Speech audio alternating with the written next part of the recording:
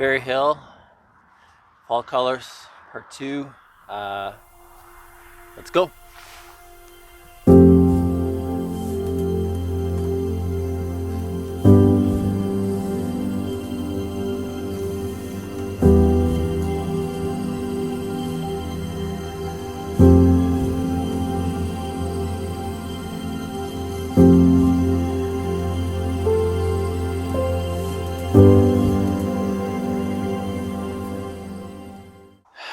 Day 2, Fall Colors. We're in Fairy Hill, about 30 minutes north of Regina, so pretty close to home. The video you saw 2 weeks ago, there was a photo in there, picture of the old tree with fall colors kind of around it. I've been after that photo for a year. It's been lodged in my brain forever, and so getting that out felt good. It felt like I could actually focus on, chasing the colors of the year. Unfortunately, there was a second photo that was in here. Thankfully, it wasn't a concept. It was actually a location and a spot. So last year at this time, a little bit later than now, I had gone into Fairy Hill to just take a look around. It's an area I hadn't seen before, and I ended up really loving the big birch trees in here.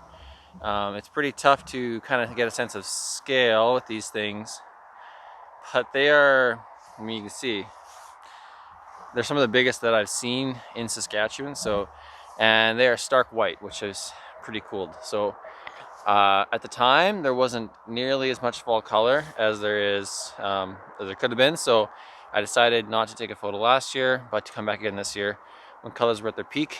Unfortunately, it looks like I missed peak. It could have been that yesterday there was actually a thunderstorm that rolled through. A thunderstorm that rolled through, and we had about 100-kilometer-hour winds blow through, and that may have ripped everything off. And there's kind of sideways rain, so that knocks leaves off. So we'll see if I can come up with anything. But I'm excited to be here anyway and check this place out. There is chance of some snow this weekend, so if it works out in here, I'd love to come back this weekend, maybe grab a photo of the snow in here. We'll see. We'll see what happens. It's just a forecast for now. Right now, I'm waiting for the sun to peek over right here. I've been kind of in this area for the last 30 minutes. I've got something scoped out. I'll show you guys right away. I kind of want to see what happens when the light hits in this floor. So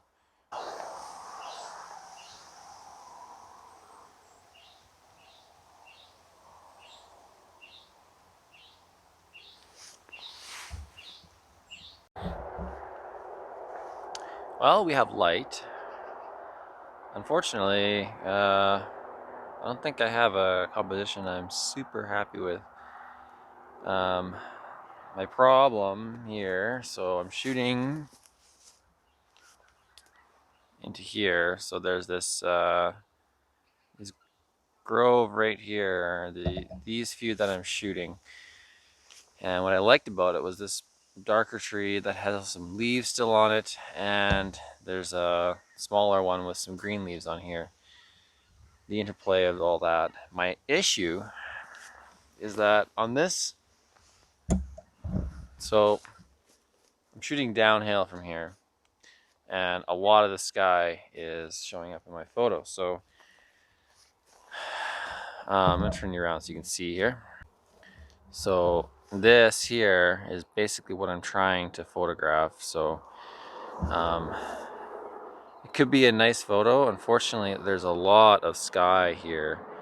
All this is kind of showing through. So even if I show you on my camera, generally half the photo is kind of including this sky. And so the problem with that in forest photography generally is that those scenes are white. They show up white. And when you're battling for viewers' attention in something as chaotic as a forest, you don't want distracting elements. You want to make sure that there's a focus of the photo, that people know what the photo's about. In this case, it was about those two trees in the middle of all those white trees, and I was able to get even some of this yellow in the foreground, kind of at the base, to give it, some sense of something like an anchor, something that those trees kind of started with.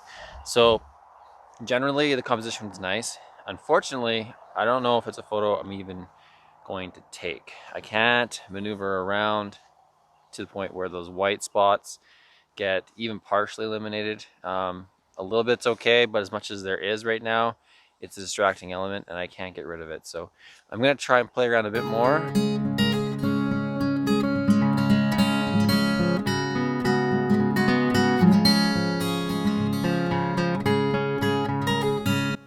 Well, forests are tough.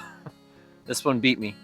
I couldn't find anywhere to go that those distracting elements, this bright sky wasn't a big part of the photo.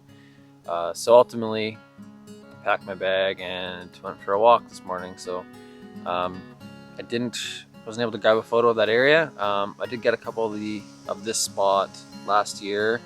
Kind of wildfall colors were really good. Not of this particular spot. I didn't run across this until later on, but really kind of, I'll throw those up there at least so you can see an example of when forest photography I think works. You'll notice that even though there are some brighter spots, the light is much better. Sunrise is over here. I was shooting straight this way, so by the time the sun had gotten high enough in the sky to get over that hill, this sky was bright blue, and in a photo that kind of translates as white almost, especially.